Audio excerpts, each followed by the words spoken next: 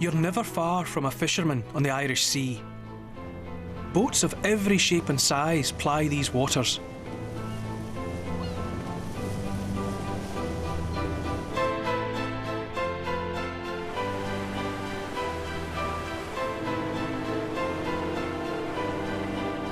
Home port for many is on the Isle of Man.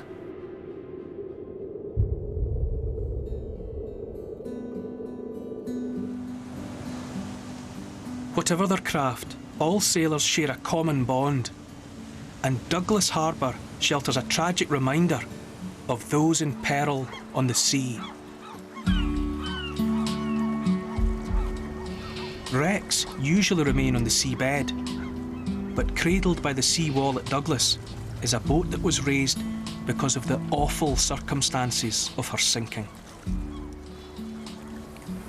The wreck of that scallop dredger, the Solway Harvester, is a chilling sight. It's a terrible reminder of the price that fishermen sometimes pay for the bounty of the sea. 7 men drowned when that ship sank. The entire crew lost. On the night of January the 11th, 2000, as a storm was raging, the Solway Harvester sought shelter off the Isle of Man, but she vanished without trace. A large air and sea search. There was no mayday call. Her disappearance a complete mystery. At her home port on Scotland's southern shore, they honour the 7 men of the Solway Harvester. Robin Mills was one of the crew on the stricken scallop boat. Robin's wife Karen was with her family, waiting for news of her husband.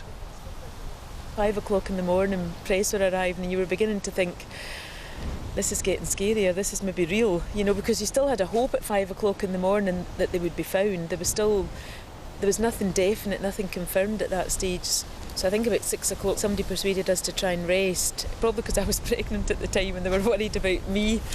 And I can remember helicopters, you know, that the vibration of the helicopter noise. You know, we could hear that outside and we realised what they were doing. You prayed and hoped that they might just be bobbing about in life raft somewhere. And the weather, I think, will match the mood of the town as it awakes to the realisation. It was a very grey, dismal day, but I remember, you know, it was January, so it doesn't get light early, and it would be about 7:45, I think, in the morning we got a phone call to say that I think by that point they'd found both life rafts, so there was no hope then. Karen's husband Robin had perished along with his 6 crewmates. He wasn't even a regular hand on the boat. Robin wasn't a fisherman at all? No, he wasn't. He was a painter and decorator, but his brother was a fisherman. Craig phoned to say he was very short of crew. I think some of the crew members were sick or hadn't turned up, and he was asked to help. I don't think he was particularly keen to go, but it was just one of these things. It's just bad luck and bad luck and bad luck, wasn't it?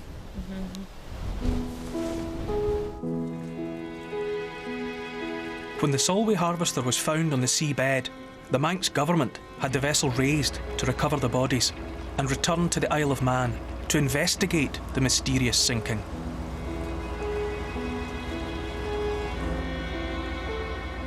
After 8 years of legal wrangles over the evidence, in 2008 the coroner ruled the 7 deaths had been accidental. The scallop boat had flooded in foul weather. In the calm after the storm, she finally sits in a safe haven beyond the reach of the sea that claimed her.